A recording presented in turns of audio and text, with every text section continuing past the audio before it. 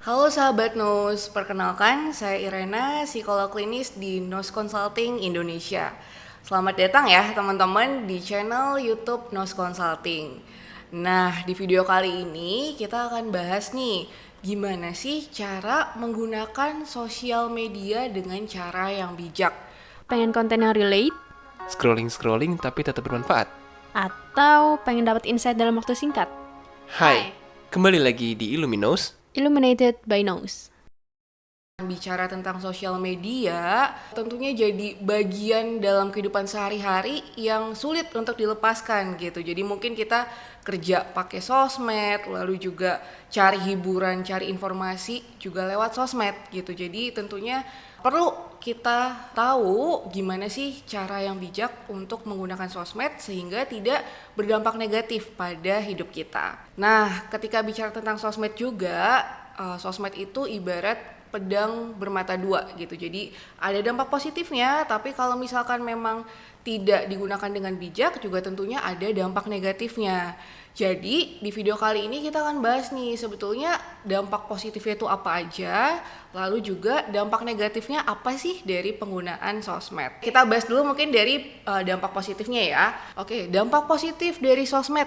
Yang pertama, tentunya dengan menggunakan sosial media akan membuka peluang untuk kita untuk bisa berinteraksi dengan lebih banyak orang, bertemu dengan banyak orang baru. Lalu yang kedua, dengan adanya sosmed kita juga punya ruang nih untuk mengekspresikan pikiran kita, emosi kita, atau mungkin karya-karya kita bisa kita salurkan lewat sosmed. Dan yang ketiga, dengan sosmed kita juga tentunya bisa banyak belajar hal baru atau dapat inspirasi juga. Nah, itu mungkin hal positifnya. Sekarang kita bahas apa aja hal negatif yang kita bisa dapatkan nih dari penggunaan sosial media. Yang pertama, dengan sering menggunakan sosial media akan membuat kita cenderung lebih mudah untuk membandingkan diri sendiri dengan orang lain. Lalu yang kedua, dengan adanya sosial media kita juga terpapar nih dengan banyak berita yang sebetulnya belum tentu benar juga nih beritanya. Terus menerus terpapar dengan berita yang belum tentu benar atau mungkin berita-berita negatif akan membuat kita cemas, akan membuat kita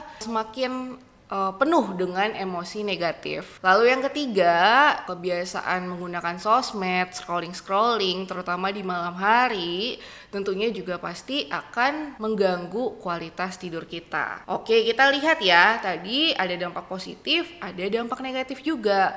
Lalu sekarang pertanyaannya, apa sih yang bisa kita lakukan agar kita bisa lebih bijak lagi nih dalam menggunakan sosial media? Yang pertama, teman-teman mungkin boleh pahami dulu, kenali dulu emosi teman-teman ketika sedang menggunakan sosial media. Apakah mungkin ketika teman-teman buka sosmed, teman-teman itu ngerasanya happy, atau mungkin sedih, marah, atau mungkin jadinya iri gitu. Ketika mungkin lebih banyak emosi negatif yang teman-teman rasakan dari menggunakan sosial media, mungkin bisa dipertimbangkan untuk berhenti sejenak atau membatasi waktu teman-teman scrolling di sosial media. Lalu yang kedua, teman-teman juga boleh pastikan teman-teman tidak membandingkan diri sendiri dengan orang lain ketika sedang scrolling di sosmed. Perlu dipahami, perlu ditanami nih di pikiran teman-teman kalau apa yang ada di sosmed itu belum tentu sama di realita, karena kan biasanya konten-konten yang ada di sosmed juga sudah dikurasi ya teman-teman gitu. Jadi itu perlu ditanamkan, jangan membandingkan diri sendiri dengan apa yang teman-teman lihat di sosmed. Lalu yang ketiga,